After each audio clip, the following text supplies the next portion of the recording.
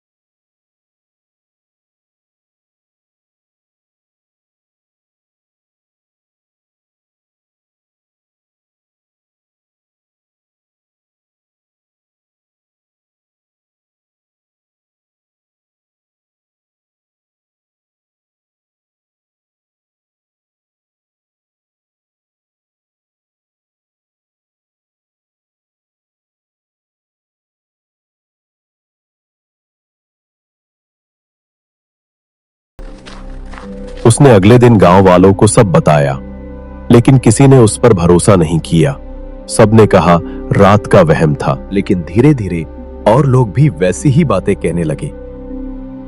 किसी ने दरवाजे की दरार से आंखें देखी, किसी ने खिड़की से रोशनी की हल्की झिलमिलाहट। अजीब ये था कि वो घर हमेशा बंद दिखता था। दरवाजे खिड़कियां सब जंग लगे ताले से जकड़े हुए।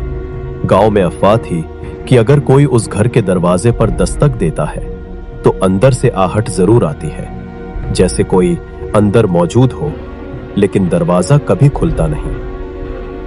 गांव के बुजुर्ग कहते थे कि उस घर के अंदर इंसान नहीं, कोई और ताकत रहती है। शायद उसी परिवार की आत्माएं या फिर कोई दुष्ट शक्ति जिसने घर को अपना बसेरा बना लिया। फिर भी इंसानी स्वभाव जिज्ञासु होता है। कई बार कुछ नौजवान लड़के हिम्मत दिखाने वहां पहुंचते, लेकिन जैसे ही वे घर के बहुत पास पहुंचते, अचानक हवा बदल जाती, सांस लेना मुश्किल हो जाता। जमीन से सड़ी हुई मिट्टी और खून जैसी गंध उठती, और तब उनमें से कोई भी आगे जाने की हिम्मत नहीं करता। कई बार खेतों में देर तक काम करने वाले किसानों ने दावा किया कि रात को उन्होंने घर के आसपास अजीब हरकतें देखी, जैसे कोई दरवाजे से बाहर आकर खड़ा हो। फिर धीरे धीरे खेतों में घूमे, लेकिन जब उन्होंने पीछा करने की कोशिश की तो कुछ भी ना मिला। बस हवा की सरसराहट और पैरों के निशान जो अचानक गायब हो जाते। गांव की औरतें तो उस रास्ते पर चलने से भी डरती थी। कहते हैं कई बार उन्होंने आधी रात को किसी औरत की चीख सुनी थी जो खेत से आती थी और धीरे धीरे छप्पर वाले घर की तरफ गुम हो जाती थी। गांव में एक कहावत फैल गई थी, अगर तुमने छप्पर वाले घर के पास रात में कदम रखे तो सुबह सूरज उगते देख नहीं पाओगे। ये बस डराने के लिए कहा जाता है, लेकिन सच तो ये था कि कई लोग उस घर के पास गए और वापस आने के बाद बीमार पड़ गए। कोई मानसिक रूप से परेशान हो गया तो किसी का बुरा हाल हो गया। और फिर सवाल वही उठता, आखिर उस छप्पर वाले घर में कौन रहता है। गांव में ये बात अब आम हो चुकी थी कि छप्पर वाले घर में कुछ है, लेकिन कोई खुलकर वहां जाने की हिम्मत नहीं करता था। लोग बस अंदाजे लगाते रहते। कभी कहते आत्माएं, कभी कहते कोई पागल आदमी वहां छुप कर रहता है, लेकिन सच किसी ने नहीं देखा। एक बार गांव में मेले का आयोजन हुआ। दिन भर हंसी खुशी का माहौल रहा, लेकिन देर रात कुछ नौजवानों ने हिम्मत दिखाने की ठानी। दो लड़के 25 साल के, उन्होंने तय किया कि वे आज उस घर का सच जानकर ही लौटेंगे। रात गहराने लगी, हवा में ठंडक बढ़ रही थी। खेतों के बीच से चलते हुए वे छप्पर वाले घर की तरफ बढ़े। रास्ता सुनसान था, सिर्फ झींगुरों की आवाज और कहीं कहीं दूर से कुत्तों का भौंकना सुनाई देता। घर नजर आते ही सबके कदम धीमे पड़ गए। छप्पर अब और भी जर्जर हो चुका था। जगह जगह से फूस लटक रही थी, दीवारों पर काई जमी थी और दरवाजे पर मकड़ी के जाले फैले हुए थे। चुपचाप चलो, बस देखते हैं और लौट आते हैं। लेकिन तभी दरवाजे के पीछे से धीमी सी आहट आई, जैसे कोई अंदर चल रहा हो। सबके चेहरों का रंग उड़ गया। दोनों घबरा गए, लेकिन फिर भी उनमें से एक ने दरवाजे की दरार से झांकने की कोशिश की। उसने साफ देखा अंदर अंधेरा था, लेकिन अंधेरे में किसी की हल्की सी परछाई हिल रही थी, जैसे कोई इंसान खड़ा हो, सांस ले रहा हो। वो लड़का पीछे हट गया। अंदर कोई है?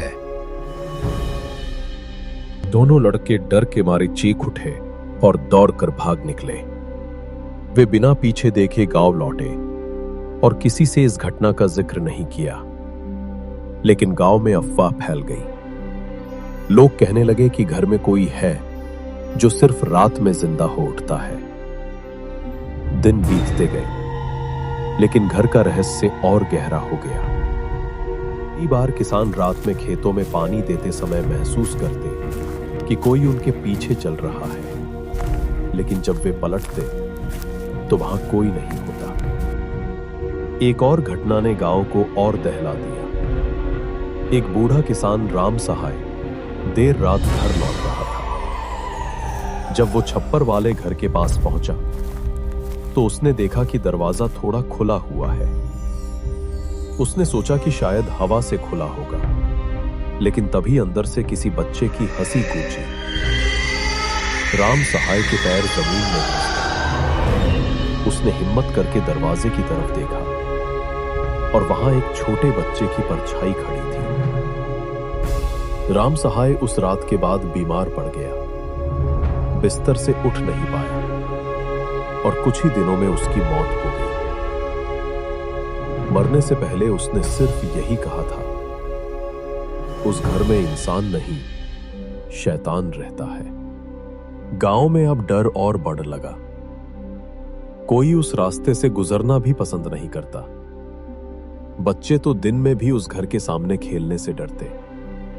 औरतें कहती कि रात को खिड़कियों से लाल रोशनी झिलमिलाती दिखती है।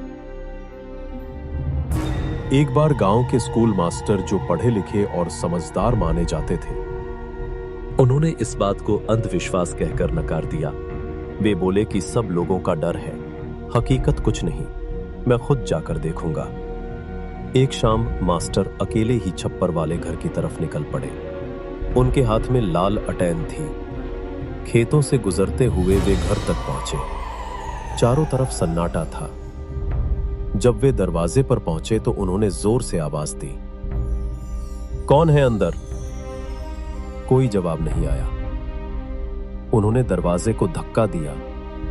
दरवाजा हिला लेकिन खुला नहीं। फिर उन्होंने दरार से झांका।